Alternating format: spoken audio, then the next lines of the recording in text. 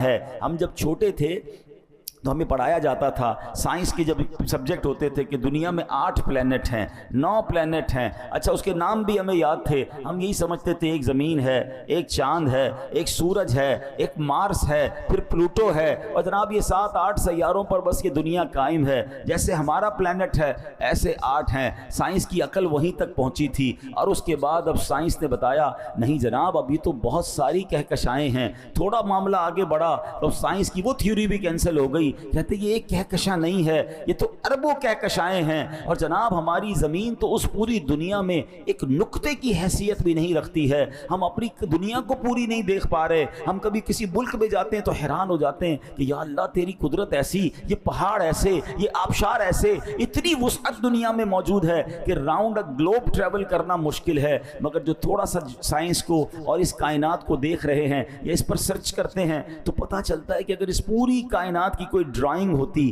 تو اس ڈرائنگ میں ایک بہت چھوٹا سا ٹائنی سا اگر کوئی نقطہ ہے تو یہ ارتھ بنتی ہے جہاں اربوں لوگ بستے ہیں. تو بتاؤ نا اس رب کی کائنات کتنی بڑی ہے. اور یہ بھی سائنس کی اب کی تحقیق ہے. ہو سکتا ہے 100 سال بعد کہیں جناب جتنا سوچا تھا یہ بھی ایک نقطہ ہے, یہ کائنات اس سے بھی وسیع ہے. اللہ اکبر. اب آئیے ایک حدیث سے سمجھیے گا کہ میرے رب کی کائنات کتنی بڑی ہے. اللہ اکبر. ایک جو آیت الکرسی میں ہم وہ پڑھتے ہیں نا, ایک بڑی خوبصورت آیت ہے وَلَا يَؤُودُهُ حِفْظُهُمَا وَهُوَ الْعَلِيُّ الْعَظِيمُ. ترجمہ کیا ہے؟ اور ان کی حفاظت اسے تھکا نہیں سکتی, اور وہی بلند و شان والا, عظمت والا ہے. یعنی اللہ کریم اس پوری کائنات کی حفاظت فرما رہا ہے, زمین کی, آسمان کی, پوری جتنی بھی گلیکسیز ہیں.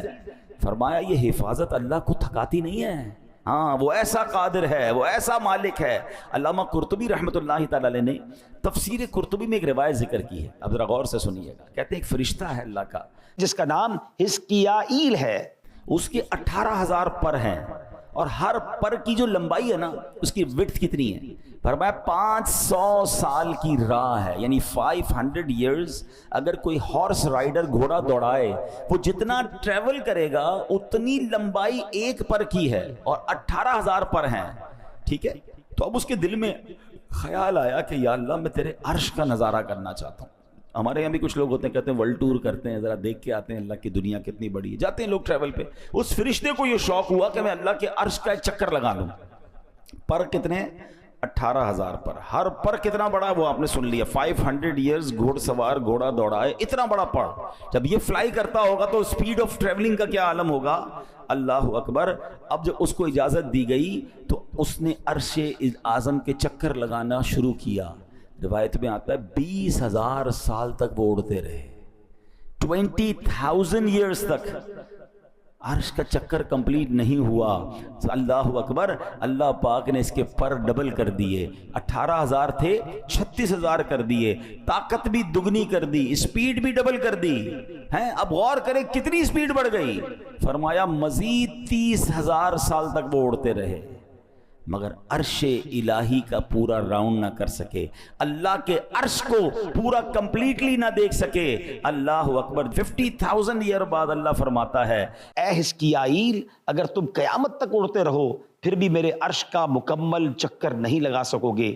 حضرت حزقیائیل علیہ السلام نے یہ بات سنی تو ادب سے کہا سبحان ربی العالی, میرا رب بلند و بالا ہے. اے میرے پیارے اسلامی بھائیوں, یہ ہے میرے رب کی شان, یہ ہے اس کی قدرت کی وسعت, اور یہ ہماری سوچ سے ورا ہے. اب جو سائنس کے اسٹوڈنٹ ہیں نا ان کو یہ بات اب سمجھ آنے لگی ہے کہ what is beyond the imagination. کچھ لوگوں کو ہم پہلے کہتے تھے نا کہ اللہ کی قدرت سمجھ میں نہیں آ سکتی, تو بحث کرتے تھے یار سمجھ میں تو ہر چیز آتی ہے, تھیوری ہونی چاہیے, سائنس ہونی چاہیے, everything will be possible. آپ بتائیں, ہمیں سمجھائیں. ہم کہتے قدرت سمجھ نہیں آتی. کوئی کہتا جناب اب یہ فلاں چیز بتائیں جنت میں نعمتیں کیسی ہوں گی. ہم کہتے ہیں بیونڈ امیجنیشن, کیونکہ حدیث پاک میرے آقا نے فرمایا نہ کسی آنکھ نے دیکھا, نہ کسی کان نے سنا, نہ کسی دل کا گمان گزرا. یعنی جنت کی نعمتیں ایسی ہیں جس کے بارے میں آپ سوچ بھی نہیں سکتے. سوچ سے بڑھ کر اللہ نے وہ نعمتیں دی ہیں. تو ذرا زیادہ پڑھ لکھ لیتا ہے نا آدمی تو کہتا ہے ایسا کیسے ہو سکتا سکتا ہے، کچھ تو ہوگا، امیج تو بنانے دیں، سوچنے تو دیں۔ اب سائنس نے پروف کر دیا کہ آج سے 50 سال پہلے جو سائنس سوچتی تھی اس سے جناب سب کچھ باہر نکل گیا۔ اب بلیک ہول دریافت ہوئے، اب کہکشائیں دریافت ہوئیں، اور سائنس کہتی پچھلی ساری تھیوری بیکار، جناب دنیا تو اس سے بہت بڑی ہے۔ اب ہو سکتا ہے اگلے 50-100 سال بعد آپ کو کہا جائے کہ 2025 میں جو ہم بات کرتے تھے وہ ساری باتیں غلط تھیں، دنیا اس سے بھی بڑی ہے۔ اور ایسا ہی ہے میرے رب کی کائنات کے کناروں کو، اس کی وسعتوں کو کون دیکھ سکتا ہے؟ تو یہ بات ہمیں سبحان اللہ قرآن و حدیث کے ذریعے مل رہی ہے کہ میرا رب کتنا عظیم ہے۔ بے ساختہ زبان سے نکلتا ہے سبحان ربی العالی، اللہ اکبر، بس ایک دل میں الحمدللہ۔ وہ اس کو کہتے ہیں نا ایمان کی، جو جس کو کہیں کہ یہ ہمارے ایمان کی طاقت اور ایمان کا یقین ہونا چاہیے کہ میرا رب سبحان اللہ یہ تو جتنی بڑی کائنات ہے نا، وہ چاہے تو کن فرما کر ایسی ہزارہ دنیایں اور بنا سکتا ہے۔ ہاں یاد رکھیے ان اللہ علی کل شیء قدیر۔ تو اے میرے پیارے اسلامی بھائیوں، اب ہمارے دل کو ڈھارس بن رہی ہے نا کہ جب ایسے عظیم مولا کے ہم بندے ہیں نا، تو پھر چھوٹے چھوٹے معاملات میں گھبرایا نہ کریں۔ ہاں ہمارے لیے بعض اوقات معاملہ بڑا ہوتا ہے، میرے رب کے لیے کچھ بھی نہیں ہے۔ ہاں کیوں کر نہ میرے کام بنے غیب سے حسن، کیوں کر نہ میرے کام بنے غیب سے حسن، بندہ بھی ہوں تو کیسے بڑے کارساز کا۔ اس عظیم مولا کا بندہ ہو کر پھر ہم گھبراتے ہیں، پھر ہم ٹینشن میں آ جاتے ہیں، پھر ہم دنیا والوں کے چکر لگاتے ہیں۔ زندگی کا ایک اصول بنا لیں، اپنے کام سپرد کریں اپنے رب کے۔ پرابلم میں آ گئے کہ اللہ مالک ہے، وہ اللہ ہے ہی، جب مالک ہی وہی ہے، کریم بھی وہی ہے، خالق وہی ہے، اس پوری کائنات کو چلا رہا ہے، تو میرے پرابلمز اس کے لیے کچھ بھی نہیں ہے۔ بس پرابلم یہ کہ میرا اس سے کنیکشن لوز ہو جاتا ہے، میرا رابطہ کم ہو جاتا ہے، میرا بھروسہ ہل جاتا ہے، یقین شیک ہو جاتا ہے۔ اب یقین کریں جس کا رب پر بھروسہ مضبوط ہو جائے نا، اس کے کام کیسے غیب سے بنتے ہیں۔ آئیے میں آپ کو ایک دو واقعات سناتا ہوں۔ کچھ لوگ پریشانی میں ہوں گے، قرضے میں ہوں گے، کسی ڈیفیکلٹی میں ہوں گے، گھبرا جاتے ہیں اور جناب بڑے پریشان ہو جاتے ہیں، ڈپریشن میں چلے جاتے ہیں۔ اب 2-3 باتیں سنیے گا۔ جو اللہ پر بھروسہ رکھتے ہیں نا، اللہ سے مدد مانگتے ہیں، دیکھو ان کے کام کیسے بنتے ہیں۔ خادم رسول حضرت انس بن مالک رضی اللہ عنہ فرماتے ہیں، نبی پاک علیہ الصلوۃ والسلام نے فرمایا ایک صحابی بہت متقی اور پرہیزگار تھے، تجارت کیا کرتے تھے، ایک ملک سے دوسرے ملک مال لے جاتے تھے، دوسرے ملک سے مال لے کر آتے تھے۔ دوران تجارت سفر پر روانہ ہوئے تو ایک جنگل سے جانا گزر ہوا، تو ایک شخص آیا، اس نے جنگی لباس پہنا ہوا تھا، ہاتھ میں تلوار تھی، اور آپ کا سارا سامان لے لیا تجارت کا، اور کہا قتل ہونے کے لیے تیار ہو جاؤ۔ یہ سن کر صحابی نے کہا کہ مال تم نے لے لیا ہے، سارا مال لے لو، مجھے قتل کیوں کر رہے ہو، مجھے جانے دو۔ تو کہا میں تمہیں مال بھی تمہارا لوں گا اور تمہیں قتل بھی کر دوں گا۔ وہ جو شخص تھا، ڈاکو جو تھا، وہ بڑا ظالم تھا۔ اتنا کہنے کے بعد تو جب ڈاکو آگے بڑھا تو آپ نے کہا ٹھیک ہے اب تم مجھے مارنے کا ارادہ کر ہی چکے ہو، مرنے سے پہلے میں اللہ کی بارگاہ میں سجدہ کرنا چاہتا ہوں، تو 4 رکعت پڑھنے دو۔ اس نے کہا ٹھیک ہے چلو، قتل تو کرنا ہی ہے، تمہیں مال تو لے چکا ہوں، تمہاری خواہش پوری کرتا ہوں۔ وضو کیا، 4 رکعت نفل پڑھی، اور سجدے کی حالت میں اللہ کی بارگاہ میں دعا کی۔ ترجمہ دیکھیں کیسا پیارا ہے، اے ودود، اے عرش مجید کے مالک، اے وہ کہ ہمیشہ جو چاہے کرنے والا ہے، تیری عزت جس کی کوئی انتہا نہیں، میں تجھے تیری اسی عزت کا واسطہ دیتا ہوں۔ اے ایسی بادشاہت کے مالک جس پر کوئی دباؤ نہیں ڈال سکتا، وہ نور جس سے تیرا عرش روشن ہے، میں تجھے اسی نور کا واسطہ دیتا ہوں۔ اے میرے پروردگار مجھے اس ڈاکو کے شر سے محفوظ فرما، اے مدد کرنے والے میری مدد فرما، اے مدد کرنے والے میری مدد فرما، اے مدد کرنے والے میری مدد فرما۔ صحابی رسول نے گر گڑا کر 3 بار یہ دعا پڑھی، ابھی دعا سے فارغ نہ ہوئے تھے، اچانک ایک گھڑ سوار آئے، ان کے ہاتھ میں بھی تلوار ہے، اس ڈاکو کا کام تمام کیا، اس کو جناب مار کر اب وہ واپس جانے لگے۔ تو اب جب وہ گھڑ سوار جو آئے تھے، صحابی رسول کہتے ہیں آپ کون ہیں، اس جنگل میں کہاں سے آ گئے، میری مدد کیسے کی آپ نے؟ اللہ اکبر۔ گھڑ سوار کہتے ہیں میں اللہ کے فرشتوں میں سے ایک فرشتہ ہوں، 4 آسمان سے آپ کی مدد کے لیے آیا ہوں۔ ہمیں لگتا ہے کہ کون مدد کرے گا، میں تو پھنس گیا، مجھے تو گھیر لیا گیا، مجھے تو دبا دیا گیا، دیوار سے لگا دیا گیا ہے، قرضہ میرا بڑھ گیا ہے، سارے لوگ میرے پیچھے پڑ گئے، میں کیسے نکلوں گا؟ ہم کیوں بھول جاتے ہیں، کیوں کر نہ میرے کام بنے غیب سے حسن، بندہ بھی ہوں تو کیسے بڑے کارساز کا۔ پہلے یہ مانو تو صحیح میں اللہ کا بندہ ہوں، یہ ساری دنیا میرے خلاف ہو جائے، اگر رب کی مدد میرے ساتھ ہے تو کوئی کسی کا کچھ بگاڑ نہیں سکتا ہے. وَتُعِزُّ مَن تَشَاءُ وَتُذِلُّ مَن تَشَاءُ. ہمارا پرابلم یہ ہے ہم سب کے پاس جاتے ہیں, ہم رب کے پاس نہیں جاتے. اچھا, یہ جو دعا ہے حضرت انس بن مالک فرماتے ہیں جو شخص وضو کرے 4 رکعت پڑھ کر انہی کلمات کے ذریعے دعا کرے جن کلمات سے اس صحابی نے دعا کی, تو وہ دعا بھی قبول ہو جاتی ہے. تو یہ دعا بھی آپ چاہیں تو اس کو انشاءاللہ لے لیجئے گا. اور یہ ہے اللہ سے بھروسہ کرنا اور اللہ کی بارگاہ میں دل سے پکارنا. تو اللہ کرے کہ ہمیں یہ بات سمجھ آ جائے. حجاج بن یوسف, اچھا انہی انس بن مالک کا بھی واقعہ ہے کہ یہ حجاج بن یوسف جو تھا نا بڑا ظالم بادشاہ تھا. اس کو حضرت انس بن مالک سے ایک طرح سے دشمنی تھی کہ کسی طرح ان کو پکڑ کے معاذ اللہ ان کو شہید کر دوں گا. بڑے عرصے بعد حضرت انس بن مالک کو پکڑ لیا, کہا پتہ آج میں تمہارا کیا حل کرنے والا ہوں. تو اس نے کہا کہ نہیں, میں تو تمہیں قتل کر دوں گا. حضرت انس مالک کہا تو تم کچھ بھی نہیں کر سکتے. کہا کیوں نہیں کر سکتے؟ کہا میں نبی پاک نے مجھے ایک دعا سکھائی ہے, میں وہ دعا پڑھ چکا ہوں, تم میرا کچھ بھی نہیں بگاڑ سکتے. وہ دعا بہت لمبی ہے مگر اس میں ایک حصہ یہ بھی ہے جو قرآن مجید میں ہے, بے شک میرا مددگار اللہ ہے جس نے کتاب اتاری اور وہ صالحین کو مدد کرتا ہے. حضرت انس بن مالک نے یہ کہا, حجاج بن یوسف نے آپ کو چھوڑ دیا. اس کے ساتھی کہتے ہیں اتنے عرصے سے انتظار کر رہے تھے کہ حضرت انس بن مالک آئیں گے, تم پکڑو گے, معاذ اللہ انہیں قتل کرو گے, تم نے ویسے ہی چھوڑ دیا. کہا جب یہ مجھ سے بات کر رہے تھے نا تو میں نے دیکھا کہ ان کے کاندھے پر 2 شیر بیٹھے ہیں, مجھے ایسا لگتا تو لپک کے مجھے چیر پھاڑ کے رکھ دیں گے, اس لیے میں نے اپنی جان بچائی اور انہیں چھوڑ دیا. تو پتہ چلا کہ رب کی مدد جب شامل حال ہوتی ہے, اللہ پر بندے کا بھروسہ ہوتا ہے, وہ دل سے رب کو پکارتا ہے تو غیب سے مدد ضرور آتی ہے. پرابلم اگین وہی ہے کہ وہ کنیکٹیوٹی, اب کسی کا سافٹ ویئر ہی اپڈیٹ نہیں ہے, کسی کا جناب کنیکشن ہی ٹھیک نہیں ہے, موبائل کے سگنل نہیں آتے, تو ہم کیا کہتے ہیں یار بات پراپر نہیں ہو رہی ہے, ہمارے سگنل کمزور ہو گئے ہیں. اللہ کی بارگاہ میں جو رابطہ ریکوائرڈ ہے نا وہ ہمارا کمزور ہے. یعنی ہم میں سے کئی لوگ پتہ کیا کہتے ہیں, یار میں وظیفہ پڑھ لیتا ہوں, پتہ نہیں کام ہوگا کہ نہیں ہوگا, چلو دعا کر لیتے ہیں لیکن لگتا نہیں ہوگا. آپ ابھی سے لکھ لیں نہیں ہوگا. ہاں, دعا کی قبولیت کے لیے ریکوائرڈ یہی ہے کہ یقین کامل ہو کہ جس سے مانگ رہا ہوں وہ دینے والا ہے اور وہ ضرور مدد فرمائے گا.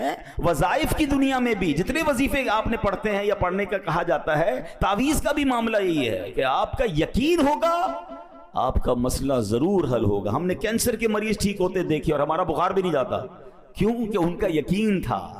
دعا کرنے والے کا جب یقین ہو جاتا ہے نا تو پھر اللہ اس کو اس کے گمان سے زیادہ بہتر عطا فرماتا ہے. پہلے بھی کئی بار یہ واقعہ سنا ہے لیکن چلیں آج موضوع ہے. ایک شہر میں گاؤں میں بارش نہیں ہو رہی تھی, تو جب بارش نہیں ہو رہی تھی تو لوگوں نے کہا مل کے دعا کرتے ہیں. ہزاروں لوگ جمع ہو گئے. کئی سالوں سے بارش نہیں ہوئی تھی, کھیت بھی سوکھ گئے تھے, سارے جو ہے وہ مویشی بھی پیاسے تھے. جب دعا کی تو ایک نوجوان جو چھتری لے کر آیا, سب لوگ مذاق اڑانے لگے کہ اللہ کے بندے, سارے گاؤں میں کئی عرصے سے بارش نہیں ہوئی, تم چھتری لے کر آؤ. کہ مانگنے کس سے آیا ہوں؟ اللہ سے مانگنے. بارش تو اسی نے دینی ہے, بارش ہوگی تو کیا بھیگتے ہوئے واپس جاؤں گا؟ علماء کہتے ہیں دعا شروع ہوئی اور موسلا دھار بارش ہونا شروع ہو گئی. سارے گاؤں کے لوگ بھیگتے ہوئے جا رہے ہیں, وہ نوجوان اپنی چھتری کے سائے میں جا رہے ہیں. وہ یقین چاہیے. شاعر مشرق ڈاکٹر اقبال نے کہا نا, اگر آج بھی ہو ابراہیم سا ایمان پیدا, ایک ہی کنڈیشن چاہیے, حضرت ابراہیم جیسا ایمان مل جائے نا. اگر آج بھی ہو ابراہیم سا ایمان پیدا, آگ کر سکتی ہے انداز گلستان پیدا. آج بھی آگ باغ بنے گی, حضرت ابراہیم کے لیے بنی تھی نا, آپ کے لیے بھی بن سکتی ہے. کیسے؟ وہ والا ایمان بھی تو لائیں, وہ یقین تو لائیں نا. ایک بڑی خوبصورت بات علماء کہتے ہیں, سب کو پتہ ہے کعبے کے سامنے جب جائیں جو دعا مانگی کیا ہوتا ہے؟ قبول ہوتی ہے. ٹھیک ہے, ایک تو وجہ اتنا بڑا اللہ کا گھر کعبہ, ایک اور وجہ بھی جو بڑی خوبصورت حکمت والی علماء بیان کرتے ہیں. فرماتے کعبے کو دیکھ کر جو تمہارے دل کی کیفیت بنتی ہے نا, ہر بندے آپ دیکھیں جو کعبے کو پہلی بار دیکھتا ہے آنسو نکل آتے ہیں, بندہ اپنے آپ کو بڑا حقیر فیل کرتا ہے, شرم آتی ہے, ایک عجیب رکت طاری ہو جاتی ہے. بڑی کمال کی بات فرمائی, کہا دعا کی قبولیت کا تعلق اس کیفیت سے ہے. وہ کیفیت تمہاری گھر میں بن جائے, تمہاری گھر میں بھی دعا قبول ہو جائے گی. وہ کنیکٹیوٹی ہے, کعبہ دیکھتے ہی آپ کنیکٹ ہو جاتے ہیں, کنیکٹ ہوتے ہیں دعا قبول ہو جاتی ہے. وہی کنیکشن اگر آپ کا یہاں ہو جائے, وہ اللہ سے تعلق, وہ رکت قلبی, وہ سوز, وہ گداز, وہ رونا, وہ گڑگڑانا, آپ دنیا میں کہیں ہیں, کعبے کے سامنے نہیں ہیں, آپ وہ کیفیت آپ پر طاری ہوئی, آپ کی دعا قبول ہو جائے گی. تو یہ بات سمجھنی ہے کہ میں اس رب کا بندہ ہوں جس کی کائنات وسیع، جس کی قدرت کا کوئی کنارہ نہیں، تو میرا مسئلہ اس کے لیے کچھ بھی نہیں ہے. اللہ مالک ہے، اللہ خالق ہے. بس یہ بھروسہ اگر دل میں ہو گیا تو اے میرے پیارے اسلامی بھائیوں معاملہ آسان ہو جائے گا. اب اس آیت کا آخری جز سمجھ کر بیان کو ختم کرتے ہیں. اللہ نے فرمایا وَمَا لَكُم مِّن دُونِ اللَّهِ مِن وَلِيٌّ وَلَا نَصِيرٌ. اللہ کے مقابلے میں تمہارا نہ کوئی حمایتی ہے اور نہ ہی مددگار. اب ایک سادہ سا سوال ہے، قرآن تو کہہ رہا ہے کہ اللہ کے علاوہ جو ہے، اللہ کے مقابلے میں تمہارا کوئی مددگار نہیں، مگر اگر میں آپ سے پوچھوں کہ کیا دنیا میں کسی سے مدد نہیں لیتے، تو آپ کہتے ہیں ہم تو روز مدد لیتے ہیں. کھانا کوئی کھلاتا ہے، پانی کوئی پلاتا ہے، ملازم بھی ہمارا کام کر دیتا ہے، کسی عالم کے پاس جا کر مدد لیتے ہیں کہ ہمارا شرعی مسئلہ بیان کر دیں، تو یہ بھی تو مدد ہے. تو پھر اللہ پاک نے کیوں فرمایا کہ وَمَا لَكُم مِّن دُونِ اللَّهِ مِن وَلِيٌّ وَلَا نَصِيرٌ. اللہ کے مقابلے میں تمہارا نہ کوئی حمایتی ہے اور نہ کوئی مددگار. اس آیت کو سمجھنا ہوگا. اسی آیت کو انٹرپریٹ کر کے لوگ جو ہے وہ ہمارے عقائد اور دیگر چیزوں کو ڈسٹرب کرتے ہیں. اب ذرا سمجھیے، غیر اللہ کی دو قسمیں ہیں. ایک ہے دون اللہ، یعنی جو اللہ پاک کے دشمن ہیں، اور دوسری قسم ہے عباد اللہ یا اولیاء اللہ، یعنی جو اللہ پاک کے بندے، اللہ پاک کے دوست ہیں. اللہ کریم نے جہاں جہاں بھی غیر اللہ کی مدد کا انکار کیا وہاں دون اللہ کا لفظ استعمال ہوا. مطلب یہ کہ اللہ پاک کا کوئی بھی دشمن اللہ پاک کے مقابلے میں کسی کی کوئی مدد نہیں کر سکتا. اللہ پاک چاہے تو بندے کو شفا نہیں ملنی تو کوئی غیر اللہ دون اللہ کچھ بھی کر لے، بندے کو شفا نہیں ملے گی. اور اللہ پاک چاہے بندے کو شفا ہونی ہے تو کوئی غیر اللہ دون اللہ ساری دنیا مل کر کسی بندے کو بیمار نہیں کر سکتی. یہ دون اللہ اور عباد اللہ کا فرق سمجھنا ہوگا. اب مثال کے طور پہ قرآن سے ہی مثال سمجھا دیتا ہوں، ٹھیک ہے، تاکہ کلیئر ہو جائے گا.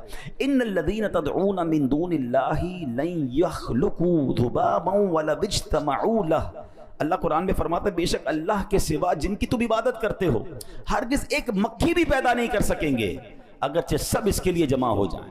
اب یہ کون ہے؟ یہاں لفظ کیا استعمال ہوا؟ دون اللہ، اللہ کے سوا ہیں، اللہ کے غیر جو اللہ کے دشمن ہیں وہ ساری دنیا جمع ہو جائے ایک مکھی بھی نہیں بنا سکتے. اسی قرآن میں اللہ کیا فرماتا ہے؟ سبحان اللہ، ایک شاندار عبداللہ کی بات ہو رہی ہے. وہ کون ہے؟